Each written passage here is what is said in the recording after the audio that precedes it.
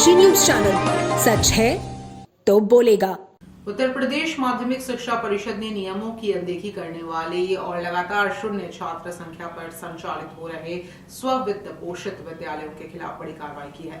प्रदेश भर के ऐसे 465 विद्यालयों की मान्यता समाप्त कर दी गई है, जिनमें पिछले 2 वर्षों से न तो कक्षाएं संचालित हो रही थीं और न ही किसी छात्र को बोर्ड परीक्षा में शामिल कराया गया। इस कार्रवाई में पूर्वांचल के सर्वाधिक 110 विद्यालय शामिल हैं। यूपी बोर्ड के सचिव भगवती सिंह के निर्देश के बाद संबंधित विद्यालयों में हड़कंप मच गया है।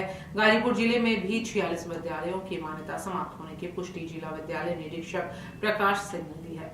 DIOS ने बताया कि बोर्ड के नियमों के अनुसार यदि कोई हाई स्कूल या इंटरमीडिएट स्तर का मान्यता प्राप्त विद्यालय लगातार 2 शैक्षिक सत्रों तक किसी छात्र को परीक्षा में सम्मिलित नहीं कराता है अथवा वहां शैक्षणिक गतिविधियां संचालित नहीं होती हैं, तो उसकी मान्यता स्वतः समाप्त मानी जाती है। इसी प्रावधान के तहत शैक्षिक सत्र 2024-25 और 2025-26 में शून्य छात्र संख्या पाए जाने पर इन विद्यालयों की मान्यता समाप्त कर दी गई है।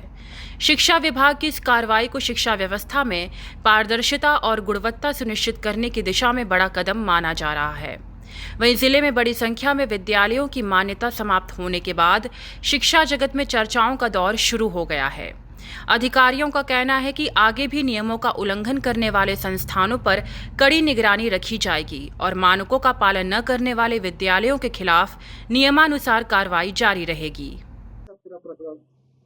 देखिए, उत्तर प्रदेश माध्यमिक शिक्षा परिषद के परिषदीय विनियमों में जो प्रावधान है उसके अनुसार पिछले लगातार 2 शैक्षिक सत्रों से जिन विद्यालयों में किसी भी बच्चे का रजिस्ट्रेशन नहीं हुआ था, अर्थात बच्चों का पंजीकरण शून्य था, ऐसे विद्यालयों की मान्यता स्वतः समाप्त करने की कार्रवाई बोर्ड के द्वारा की गई है।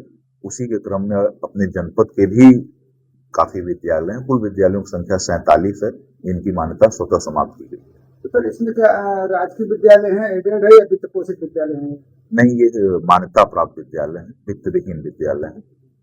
तो अब इनके लिए अगली सब कार्रवाई में क्या किया जाएगा? अगली कार्यवाही में बोर्ड के द्वारा जो जिला विद्यालय निरीक्षक को निर्देश दिए गए हैं प्रत्येक जनपद के, उसके क्रम में हम लोग वो तैयारी कर रहे हैं। जिस अवधि में ये विद्यालय संचालित रहे हैं उनके रिकॉर्ड को आसपास के राजकीय या शासकीय सहायता प्राप्त एडेड विद्यालयों में संरक्षित कराए जाने के निर्देश हम लोगों को बोर्ड द्वारा प्राप्त हैं। उसका अनुपालन हम लोग करा रहे हैं।